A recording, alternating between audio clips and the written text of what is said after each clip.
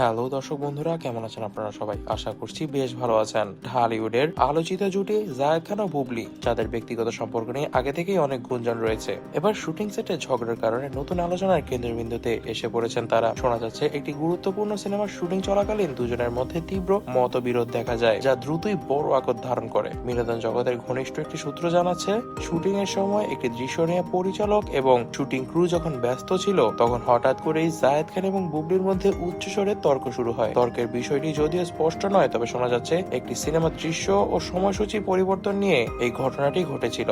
এক প্রত্যক্ষদর্শী জানান, বুবলি নাকি শুটিং এর একটি দৃশ্য সম্পর্কে নিজের মত প্রকাশ করেন, যা জায়েদ খান মোটেও পছন্দ করেননি। কথার লড়াই দ্রুতই উত্তপ্ত হয়ে ওঠে। একটি পর্যায়ে পুরো শুটিং ইউনিট থমকে দাঁড়িয়ে পরিস্থিতি সামাল দেওয়ার জন্য চেষ্টা করে। পরিচালক এই পরিস্থিতিকে খুবই দুঃখজনক বলে অভিহিত করেছেন। তিনি বলেন, দুই তারকা ব্যক্তিগত সম্পর্ক মতবিরোধ আমাদের কাজকে প্রভাবিত করছে। আশা করি শীঘ্রই তারা নিজেদের মধ্যে বিষয়টিকে মিটিয়ে ফেলবে, আর যদি না মিটিয়ে ফেলতে পারে তাহলে আমাদের দ্বারা শুটিং করা কঠিন হয়ে পড়বে। সোশ্যাল মিডিয়ায় দুই তারকার ভক্তদের মধ্যে মিশ্র প্রতিক্রিয়া দেখা যাচ্ছে। জায়েদের ভক্তরা বুবলিকে অতিরিক্ত আবেগপ্রবণ বলে আখ্যা দিচ্ছেন, আবার বুবলির সমর্থকরা মনে করছেন জায়েদের উচিত ছিল শুটিং সেটে নিজের মেজাজকে ঠান্ডা রাখা। এই ঝগড়ার পেছনে তাদের ব্যক্তিগত সম্পর্কের টানাপোড়েন বড় ভূমিকা রাখছে বলে মনে করছেন অনেকেই। গত কিছুদিন ধরে শোনা যাচ্ছিল তাদের সম্পর্ক আগের মতো মসৃণ নেই, তবে শুটিং সেটে এই ধরনের আচরণ কতটা কাজকে প্রভাবিত করবে এখন সেটি কিন্তু দেখার বিষয়। তবে দর্শক বন্ধুরা, এই বিষয়ে আপনারা কি মনে করছেন? আমার মতে কিন্তু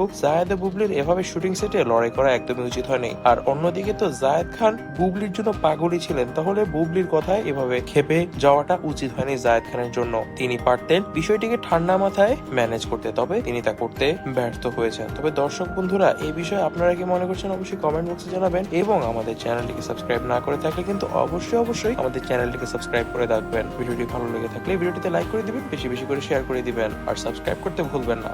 ধন্যবাদ।